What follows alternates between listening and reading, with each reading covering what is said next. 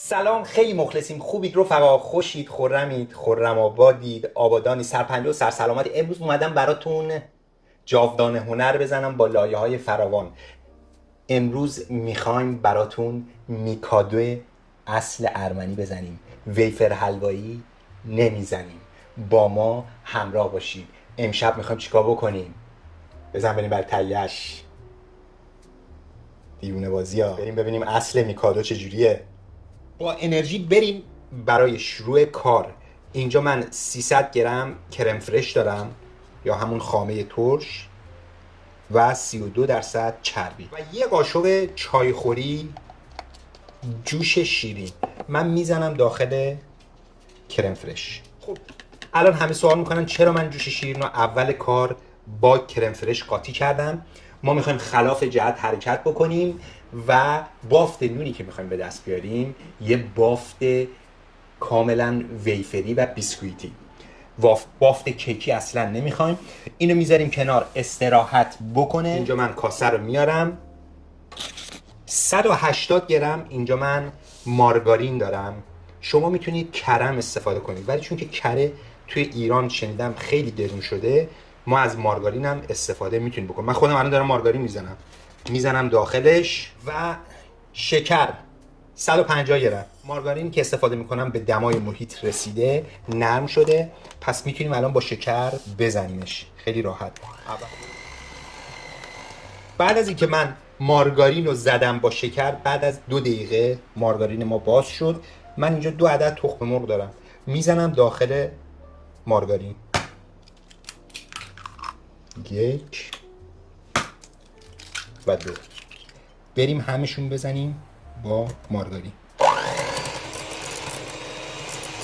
تخم مرغم من با مارگارین و شکر نهایتاً 1 دقیقه و نیم زدمشون، به این بافت رسید. الان میخوایم چیکار بکنیم؟ الان میخوایم کرم فرش که از قبل من اینجا با جوش شیرین قاطی کرده بودم بیارم و قاطی بکنم با کره. کرم فرش هم شروع میکنم به زدن. خب بعد از 30 ثانیه یا 20 ثانیه کرم فرش ما هم با کره حل شد. بافتو من بهتون نشون بدم. یه بافت خامه‌ای شکل و یک دست. از زدن زیاد مواد با هم خودداری بکنید، چون که بافت نونتون خراب میشه. در حدی که با هم ترکیب بشن عالیه. و سلام. قبل از اینکه من آرد اضافه کنم یه دفعه یادم افتاد که وانیل داخل این مواد نزدم. 1/8 قاشق چایخوری وانیل تازه اگر خواستید بزنید. اگر اسانسشو داشتید به صورت آبکی بود، اونو 1 قاشق چایخوری بزنید. و اینو من یه هم بزنم با وانیل. بعد از هم خوردن وانیل من الان میخوام آرد رو اضافه کنم. آردی که من اضافه میکنم آرد شیرینی پزی. تمام. الان من میخوام آرد رو شروع کنم یواش یواش به صورت 100 گرم 100 گرم به موادم اضافه کردم. من الان 100 گرم اول اضافه میکنم و شروع میکنم هم زدن. این از 100 گرم دوم که من دوباره یک جا اضافه میکنم به مواد. 100 گرم سوم من اضافه میکنم به مواد و دوباره شروع میکنم هم زدن. این 100 گرم چهارم،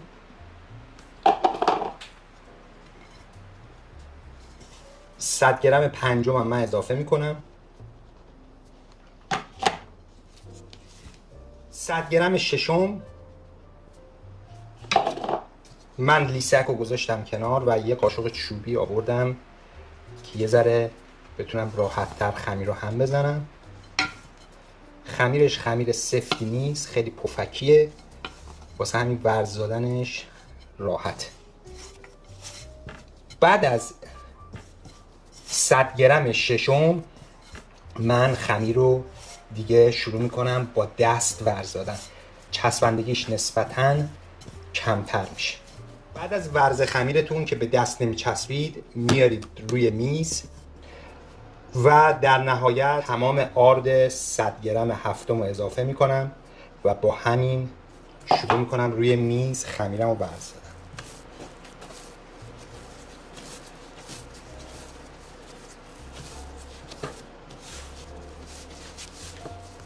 من در کل 700 گرم آرد توی این خمیر زدم از اول تا انتها. خمیرم اینجا آماده است. زیادم ورزش نمیدم چون که خمیرم میخوام همینجوری حالت خمیر بازی بمونه، پفناک. اینجا من خمیر رو وزن میکنم. 1400 گرم من خمیر دارم. خمیر رو من تقسیم میکنم به 7 که میشه 7 شونه خمیر 200 گرمی. خمیرها رو من گرد میکنم. خمیرها رو من چونه گرفتم، میذارم زیر یه پلاستیک که خوش نشه چون که اینا باید دونه دونه باز بشن. بریم برای باز کردن یه دونه از این چونه های خمیر که من نشون بدم به چه صورت هست. من روی میز کارم رو آرد پاچی میکنم و خمیر رو میندازم روش و روی خمیرم مقداری آرد میپاچم و اول شروع میکنم خمیرم رو به این صورت ضربه زدن. خمیر من به صورت بیزی، به صورت ضربه زدن همینجوری بازش میکنیم. الان میخوایم بردنه بکشیم. من یه ذره دیگه آرد میپاچم روش و شروع میکنیم به بردنه کشی به سمت طول خمیر. اگه احساس کردیم خمیرمون داره میچسبه،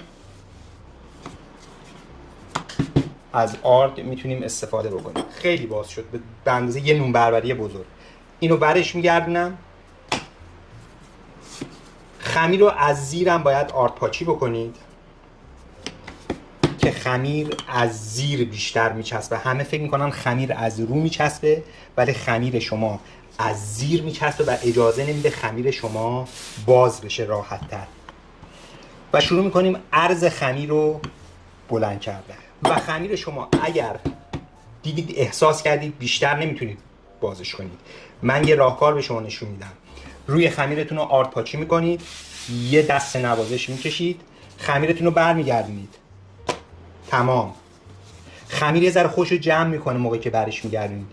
این برای خمیرم آرد پاچی میکنیم و دوباره خمیر رو شروع میکنیم باز کردن. خیلی راحت‌تر و روون‌تر خمیر شما باز میشه. خب خمیر رو ببینید من تا چه حد باز کردم. یه خمیر بیزی شکل و انقدر خمیر من نازکه که تمام این فرم الگوی من از زیر مشخصه. من از یه الگوی کاغذ آچار استفاده کردم. ببینید این خمیر من بزرگتر از کاغذ آچاره. من خمیر رو میندازم رو دستم، یه سینی فر رو برعکس کردیم، خمیر رو میندازیم روش به همین راحتی. احتیاج به آرد ماردم نداره. یه بردنم پشت این سینی فر من یواش میکشم که خمیر من یه ذره بچسبه به سینی فر که خمیر خودشو هنگامی که میذارید داخل فر خودشو جمع نکنه. الگومو میندازم روی خمیر. برای برش کار چاقو رو نباید بکشید. چاقو باید ضربه بخوره. ببینید چاقو رو اگر بکشید به خمیر، خمیر خودشو جمع میکنه. اضافه های خمیر رو برمیداریم و میتونیم برای لایه های بیشتر استفاده بکنیم. کاغذ آچار رو تقسیم بر 2 کردم، از وسط نصفش کردم دقیق، میندازم روی خمیر. خمیرم میخوام تقسیم بر 2 بکنم. پس چاقو رو نمیکشید، هم سینیتون خراب میشه هم خمیرتون کشیده میشه. پس به این صورت یواش میذارید رو خمیرتون بنش میخوره. من یه چنگال برمیدارم، خمیرم رو شروع میکنم به سوراخ کردن به فاصله های تقریبا 1 سانت 1 سانت.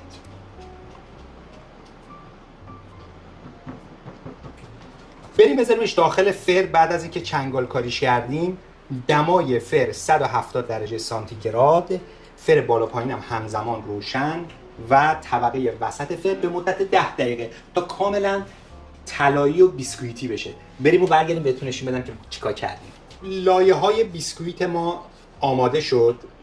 چقدر خوشبو و خوشرنگ شد و من یه دونه از اینا رو ببینید کاملا تخته‌ای و بیسکویتی شد. به اندازه 14 لایه به من داد. من یه ذره اضافه خمیر داشتم، میتونید اونم وردنه بکشید، اضافه کنید به لایه‌های کیکتون، ولی به اندازه 14 تا برای من کفایت میکنه. یک نکته در مورد این بیسکویت‌های جذاب، حتما وقتی از فر در میارید بذاریدش روی سطح صاف، اگر میخواید از سینی فر دوباره استفاده کنید که اون حالتش از بین نره و صافی خودش رو حفظ کنه. بریم برای زدن کرم لای این بیسکویت‌های جذاب که ببینید میخوایم چیکار بکنیم امشب. من از 2 تا سس دولس دلچه استفاده میکنم و هر کدومش نزدیک 400 گرم سسه و 300 گرم کره. کره رو میریزم داخل کاسه. اگر از این سس دولس دلچه ندارید میتونید شیر عسلی رو بذارید داخل فر، آموزشش داخل کانالمون هست. بریم برای زدن کره. کره رو میزنیم، کره به دمای محیط رسیده، 300 گرم کره. من کره رو انقدر زدم تا کاملا سفید شد و پفناک و شکل خامه‌ای شکل به خودش گرفت. ببینید رو قاشقم نمیریزه. و اینجا من سس دولس دلچه‌مو گذاشتم داخل یک کاسه. بافتش یه ذره به هم گیگیلی داره. این گیگیلی ها رو ما میخوایم قبل از اینکه با هم قاطی کنیم سواش کنیم. با همین میریم تو کارش. اینجا من پودر کاکائو دارم، به اندازه 2 تا قاشق چایخوری پودر کاکائو میزنم داخل سس دولس دلچه تا 4 تا قاشق چایخوری هم جا داره. کسایی که کاکائو خورن میتونن این کاکائو رو بیشترم بکنن اگه کاکائو خورن. پس کاکائو رو میریم قاطی میکنیم با این سس. خب حکمت زدن کاکائو داخل سس دولس دلچه این که سس دولس دلچه خودش شیرینه، زدن کاکائو باعث میشه که بالانس بشه، خود کاکائو خوشمزه است و خوش رنگترش هم میکنه. این سس رو من میارم با تمام مخلفات قاطی با کره میکنم. خب من تمام مواد رو با هم زدم، کرم داخلش به این صورت شد، یه کرم سبک و خیلی یک دست و زیبا. بریم برای گذاشتن این کرم خوشگل داخل این نونای خوشگل. به به، بریم تو کار. از این سس برمیدارم میزنم رو تخت و یه کاغذ میذاریم روش که این فیکس بشه، تکون نخوره این کاغذ. و برای اینکه نونمون تکون نخوره از این سس قشنگ دوباره میزنیم روی این کاغذ. خب این فیکس شد و الان من میخوام از این کرم بزنم روی این نون. خیلی باید لایه نازکی باشه که فقط در حدی باشه که لایه های بیسکویتتون به هم بچسبه. و دوباره لایه دوم.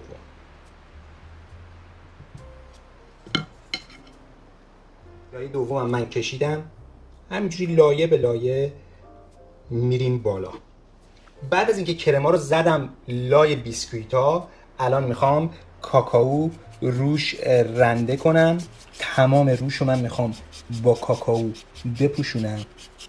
میکادوی ما به این خوشگلی و جذابی آماده است. فقط برای برش این کار 1 شب باید این میکادو رو بذارید داخل یخچال خودش رو بگیره، بعد برای برش آماده است. پس حتما قبل از برش برای اینکه کار درجه 1 بهتون بده حتما 1 شب بذارش داخل یخچال. روش هم حتما بپوشونید. بریم بذاریمش داخل یخچال. دوستان بعد از 1 روز برگشتیم و میکادو ما سرد شد و الان آماده برشه. اندازه این کیکی که من زدم، میکادویی که من زدم 20 در 14 و شما میتونید هر اندازه‌ای که دوست دارید این میکادو جذاب رو برش بزنید. اینم از برش میکادو ما. واقعا جذاب شده، نیفته یا خدا، واقعا جذاب شده، خیلی باحال شده. البته این برش یه ذره بزرگه، من باید تقسیم بر 2 بکنم. اینم از داخل این برشم.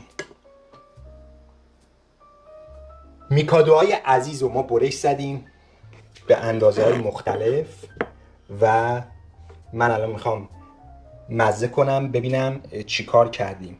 ببینید لایه های میکادو ما هنوز حالت بیسکویتی خودشو داره و اون حالت بیسکویتی بودنش از دست نرفته و لایه ها از هم جدا میشه به راحتی و کرم روشه، با اینکه یک روز داخل یخچال موندن.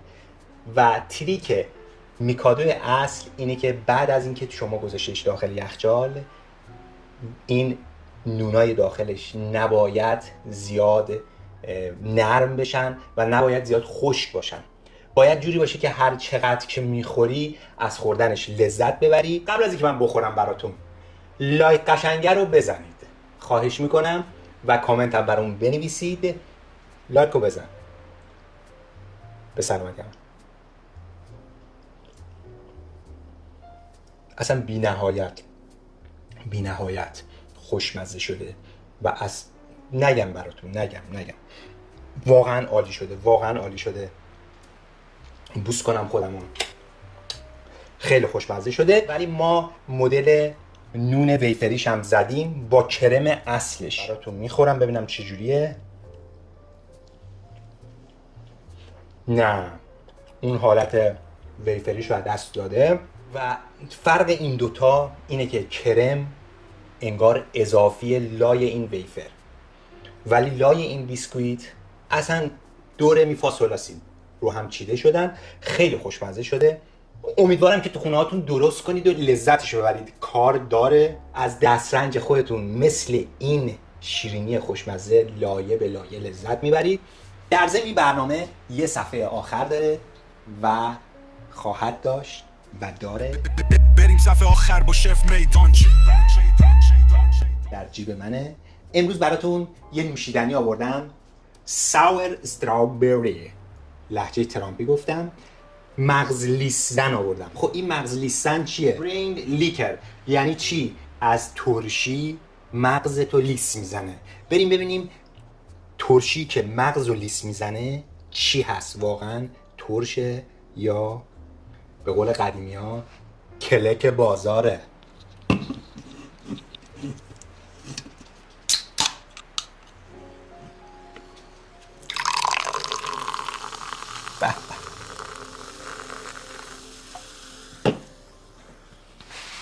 سلامتی همتون. نه اصلا نه مغزم و لیست زد نه جای دیگه هم هیچ جامو لیست نزد. ما که لواشک خوریم از بچگی مطمئنا اینا برای ما بچه بازیه و ترش نیست اصلا. شاید برای خارجی ها این طعم ترش باشه ولی برای من اصلا ترش نیست و خیلی هم خوشمزه است. اتفاقا من میتونم با غذا هم اینو بخورم کنار غذا. نوشیدنیای بیرون خوشمزه بود. به سلامتی همتون.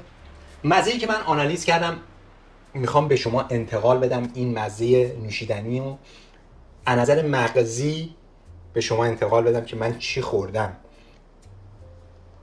پودر ژله توت فرنگی رو وردارید قاطی کنید با یه ذره آب گازدار و یک کمی جوهر لیمو. به این نوشیدنی تقریبا نزدیک میشه و من فکر کردم کجا میشه این نوشیدنی رو استفاده کرد. یه گرمای تابستون باشه و هوس یه چیز ترش و خنک بکنی و گازدارم باشه. این جوابه. مثل زمانی که تو ایران قدیما میرفتیم تابستون آب زرشک ترش میخوردیم تو تابستون، چقدر خوشمزه بود. اینم تقریبا یتیم شاد کنه اونه توی غربت. زیادی حرف زدم. بریم برای بقیه کار. لایک و سابسکرایب یادتون نره. کامنت هم برامون بنویسید. عزیزان من، خانم آقایان، خداوند ایران زمین نگاهبان شما باشه. خدا نگهدار. میکادو یک ملودی شیرین، هر گازش یک آهنگ شاد، یک شیرینی ترد با کرم خوشتم، با دلس دل چه میشود آهنگی نو. لایه لایه چون نوت موسیقی شد، شکلات روش نوازشگر روح و جان. شف میدانچی با هنر بی‌نظیر، آفرید ترانه هایی که می کند دلها را تسخیر.